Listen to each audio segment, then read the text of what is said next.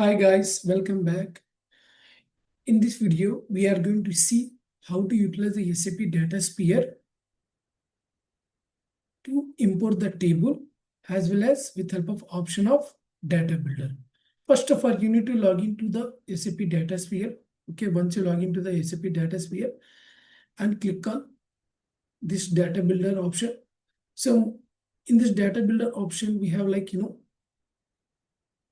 go to this import CSV file data. So here what happened, you are going to import the CSV file, which is already in your local desktop. Okay. And from this CSV file, we are going to create a new table. Okay. So right now I'm going to import the table. Okay. Click on import CSV file.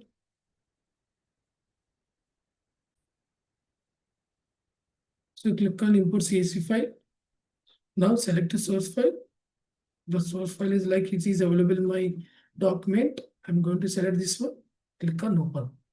So suppose the source file contain, customer name CSV, and it is having the comma delimiter inside the file. Okay. So I have selected the comma delimiter file and click on open.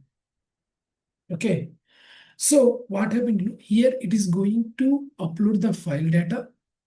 Okay.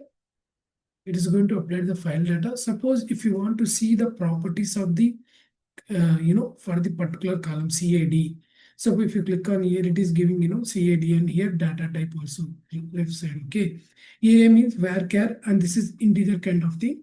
Suppose you want to see particular way, click on here, schema structure. So you can click on navigate to details tab. Here, if you want to change the data type for the particular column, you can change it to here as well.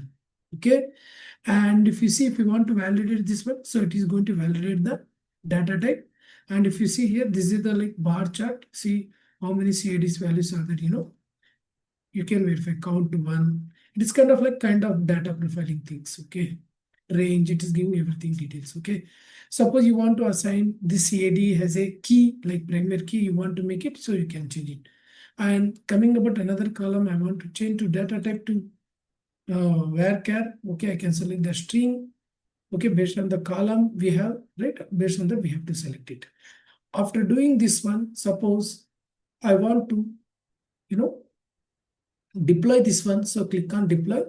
Deploy means it is going to, save the code, as well as it is going to helpful for, it can be utilized by the other team as well in your team member. It's kind of like check out and check in kind of thing. Okay. Right now, whenever you're deploying the table, this is like business name, this is a technical name. So I'm adding customer name, customer name to here. I mean technical. I mentioned technical. This is, I've just mentioned customer name too. This is business name, that is technical name. Okay. So these two names we have to maintain. So I just mentioned in order to recognize the table, T is here, technical name. Okay. Click on deploy. So the table is going to deploy in the SAP Datasphere. Okay. The table is going to deploy in the SAP Datasphere. Okay. It is taking time, guys. Okay. Just like 1 more minute. Around, I want to say like within 1 minute, it is going to deploy. Okay. Suppose once the table got, imported into this, table, I mean the file is got imported into this table. Suppose you want to verify whether this, you want to modify, okay, you want to, click on edit option. You can view the, you can modify the structure. Okay. So here, major things are, suppose you want to modify the structure. Okay. You want to give some length. Okay. Modifying the structure, nothing but schema details. This, I just want to give the string length 20 as per your mapping, as per your requirement document set, you have to modify this one.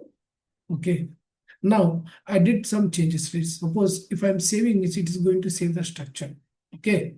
Now suppose the structure has to be available to your team members also. So for that, you should be, change it to deployment here. Click on deploy. Okay. Now before deploy, you want to view the data also. So you can click on, right now there is no visible to showcase, but however it will showcase the data as well. You can check the data preview also here. And suppose here you can see the column. If you click on association, So we will discuss later all these things. Suppose association nothing but we can the whatever the column technical name columns are, suppose the CAD is associated with another table, right? So we can map those things here. Okay.